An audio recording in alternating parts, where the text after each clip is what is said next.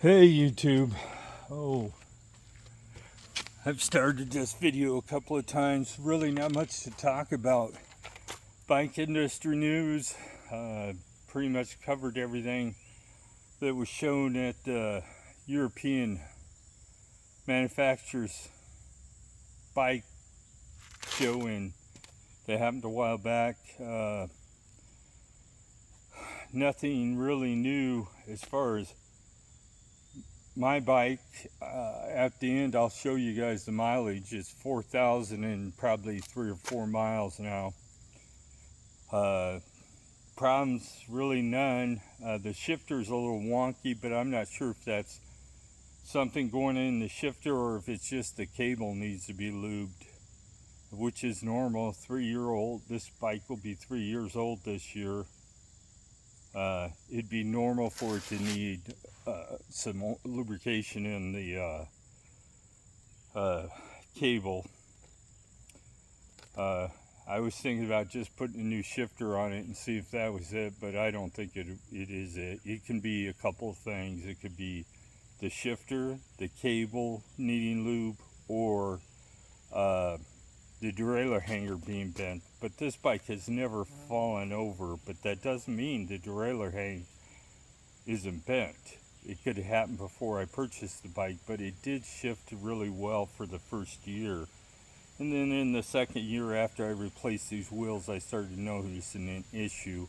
And it could be as simple as the spacing on the cassette's wrong, derailleur's bent a little bit, and like the other problems I've covered, there's a little bit of detective work to do to find out and figure out exactly which one of those things are the problem.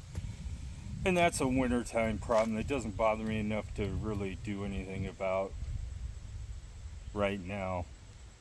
But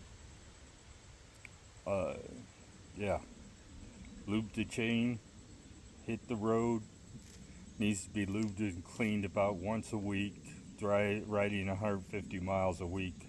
It's about how often I have to clean it. And I just, at this point, rather than use a chain cleaner, I just use a rag with a little brake clean on it, clean the chain off really well, and then I just re-lube it. Chain has over 2,000 miles on it now, and I haven't checked it, but I'm really just wanting to upgrade the bike to 10 or 11 or 12 speed. With this mid-drive motor not being much in torque wise, I might go to 11 speed just to gain an in-between gear in between 5th and 6th on this current cassette is a pretty big jump. I'd like to have another gear in that space, and maybe I can find something that will put a gear in that space depending on what 10, 11, or 12 speed it is. Usually when you go up to 12 speed, you're going to end up with a huge chain ring on the cassette that may never even get used. Maybe if I was living in Colorado somewhere, or somewhere where I need to do some serious climbing, it might get used. But in my current situation, it would be completely useless. It'd just be extra weight to carry around on the bicycle. Brake pads held up well with 4,000 miles on the set of brakes. I cleaned them the other day, and they're not even close to needing replacing.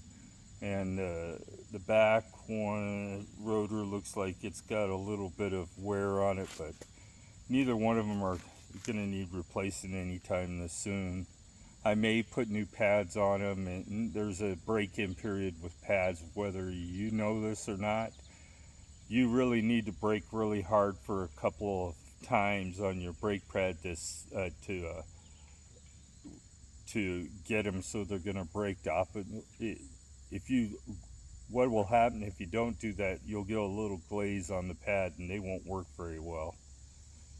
So you have to do it every once in a while. Actually, I do it every once in a while, where I just lock up the brakes and come without skidding a tire and stop.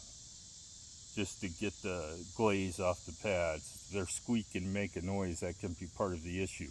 Now, these brakes don't make any noise, and they're probably not even adjusted right. The difference is when you buy a metallic pad, it can vibrate, causing that squealing noise, whereas these organic pads, and they're made out of an organic material, maybe leather or something like that, they just don't squeal. Of course, they don't have quite the brake grab that the other ones do, but they work well enough to stop your bike.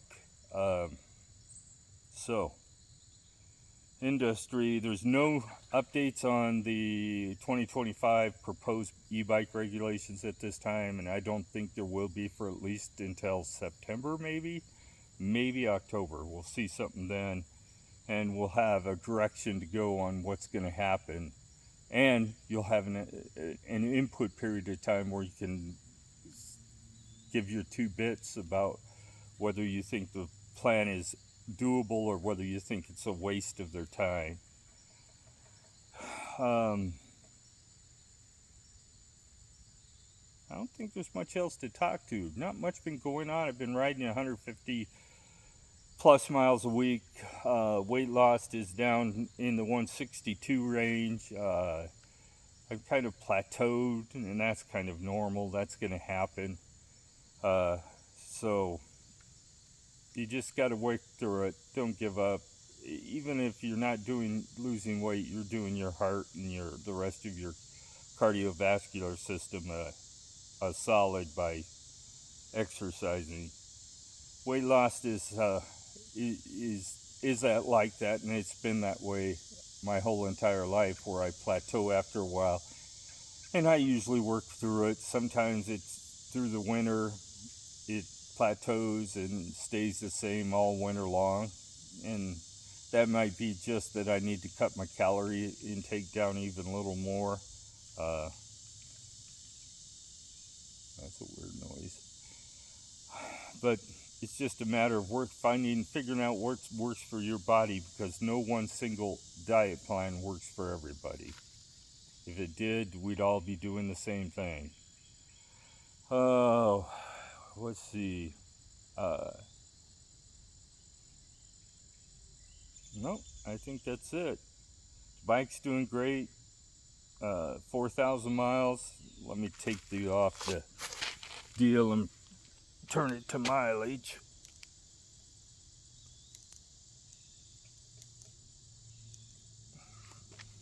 So you guys know that we're at 4,000 miles.